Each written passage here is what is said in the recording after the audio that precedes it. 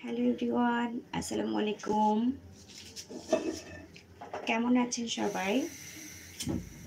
আমি আসলে সাধারণত লাইভ করি না, লাইভে এসে কিছু কুক করি না।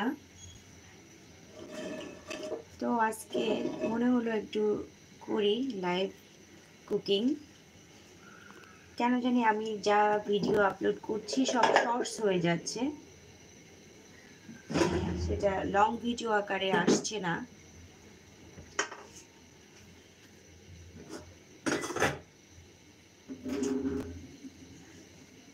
এই মুহূর্তে কে আমাকে দেখছেন একটু কমেন্ট করে জানাবেন, যদি কেউ দেখেন। আর এটাও যদি কারোর জানা থাকে যে কেন আসলে আমার লং ভিডিও আপলোড হচ্ছে না, কেন সব ভিডিও শর্টস হয়ে যাচ্ছে, জি তাহলে একটু জানাবেন, একটু কমেন্ট করতে পারেন।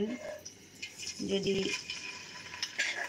কারোর সামনে আমার ভিডিওটা পড়ে যায়, আর যদি আমার চ্যানেলটা যদি কারোর ভালো লাগে, তাহলে প্লিজ লাইক, ফলো বা সাবস্ক্রাইব করে রাখতে পারেন। পরে আবার আমি ভিডিও দিলে সাথে সাথে দেখতে পারবেন। তো এই জন্য গল্প করার জন্য আসলাম।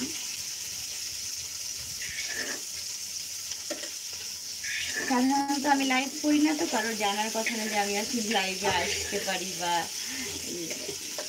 কিছু। রান্নায় করছি যেহেতু, তাহলে আপনাদের সাথে একটু গল্প করি। একটু লাভ দিতে পারেন, যদি কেউ দেখে থাকেন আমাকে, তাহলে একটু রিয়াকশন তো দিতে পারেন, লাইক দিতে পারেন। একটু কই মাছ রান্না করছি, হলুদ লবণ দিয়ে একটু কই মাছটা ভাজি করে নিচ্ছি।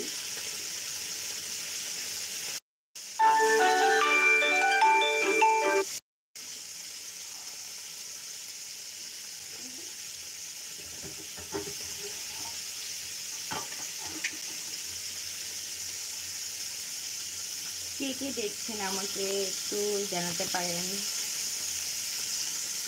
আমাকেও জানাতে পারেন।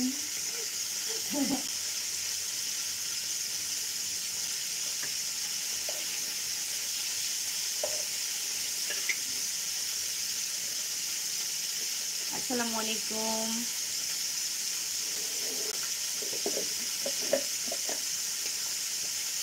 আমার আসলে অভিজ্ঞতাই নাই লাইভ করার, তারপরেও করছি। যেহেতু আমার কাছে মনে হচ্ছে যে কেন আমার ভিডিওগুলো লং আকারে যাচ্ছে না, শুধু শর্টস হয়ে যাচ্ছে।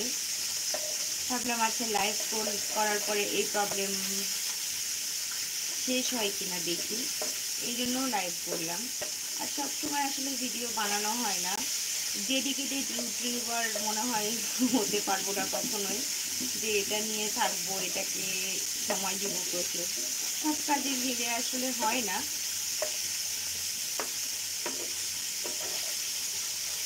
কি যারা, এটা ইচ্ছা শক্তির ব্যাপার, কে কতটা ভালোবেসে এটাকে গ্রহণ করবে। ভালোবাসলে অনেক সময় দেখা যায় যে ভিডিও বানানো, এডিট করা,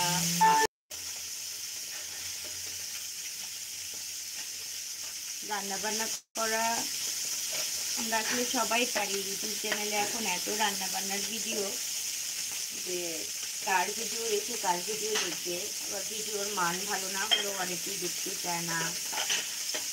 তারপরে ভিডিও অনেক লং টাইম হলেও দেখতে চায় না, সবাই শর্টস দেখতে চায়। আমার চ্যানেলটা অনেক বছর হলো মনিটাইজ, কিন্তু আমার আসলে কাজ করা হয় না, এর জন্য হয়তো আমি বেশি আগাতে পারি না। আমার সাবস্ক্রাইবারও কম,